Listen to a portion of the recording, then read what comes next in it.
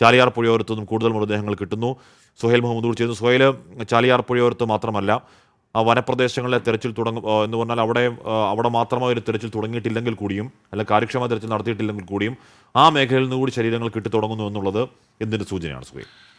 അഷ്മി, ഈ ദുരന്തമുണ്ടായ ആദ്യ ദിനങ്ങളിലെല്ലാം ഈ മൃതദേഹങ്ങൾ നമുക്ക് കണ്ടെത്താനായത് ഈ പോത്തുകൽ ഭാഗത്താണ്. ഏകദേശം 30 കിലോമീറ്റർ റിവർ ഡിസ്റ്റൻസിലാണ്. അത് ഈ ഉരുൾപൊട്ടലിൻ്റെ പ്രവാഹം, അത് എത്രത്തോളം ജലപ്രവാഹം ഉണ്ടാക്കുന്നതിൻ്റെ കൂടെ ഒരു സാക്ഷ്യപ്പെടുത്തലായിരുന്നു.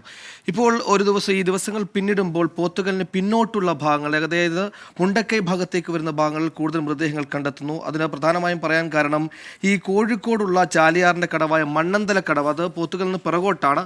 അവിടെ ഇന്നലെ ഒരു 10 വയസ്സുകാരെന്ന് സംശയം തോന്നിക്കുന്ന മൃതദേഹം കണ്ടെത്തിയിട്ടുണ്ട്. അതിനും പിറകോട്ടേക്ക് വരികയാണെങ്കിൽ സൂചിപ്പാറ വെള്ളച്ചാട്ടത്തിന് സമീപം ഒരു 4 കിലോമീറ്റർ അടുത്ത് കുമ്പളപ്പാറ, അത് വയനാട് മലപ്പുറം അതിർത്തിയാണ്, അവിടെ നിന്ന് മൃതദേഹം കണ്ടെത്തിയിരുന്നു. ഈ കുമ്പളപ്പാറയിൽ നിന്ന് കണ്ടെത്തിയ മൃതദേഹം ആളുകൾ ചുമന്നുകൊണ്ടാണ് ആശുപത്രിയിൽ എത്തിച്ചത്. അതായത് വനപ്രദേശമാണ്.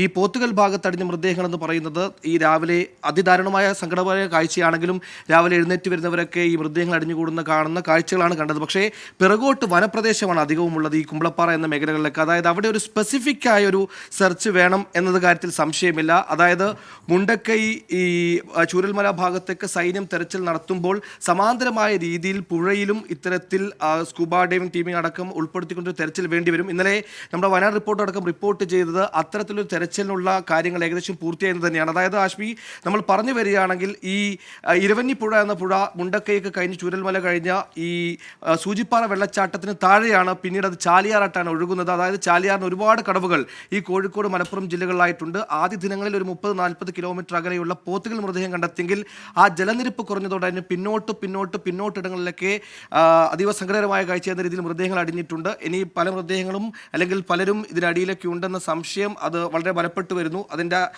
ഉദാഹരണങ്ങളാണ് കുമ്പളപ്പാറയിലും മണ്ണന്തല കടവിലൊക്കെ മൃതദേഹങ്ങൾ കണ്ടെത്തിയത്. അതായത് ഇനി സ്പെസിഫിക് ആയ ഒരു തെരച്ചിൽ ഈ മണ്ണിടിഞ്ഞ മേഖല നടത്തുന്നത് പോലെ തന്നെ പുഴയിലും നടത്തേണ്ടി വരും എന്ന് തന്നെയാണ് മനസ്സിലാക്കാൻ കഴിയുന്നത്. ആഷ്മി.